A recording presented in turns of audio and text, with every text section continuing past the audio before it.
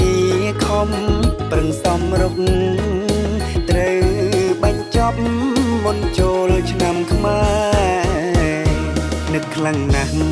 នឹកម៉ែនឹកពុកត្រៀមលុយតុងព្រួតទៅតែបើប្រាំងខែទិញខោអាវថ្មីស្អាតច្រើនហូរហែទុកជូនម៉ែជូនពុកឆ្នាំថ្មីនឹកសង្សារចិត្តបានជួបគ្នាដល់វេលាបានជួបបានអោពីស្អី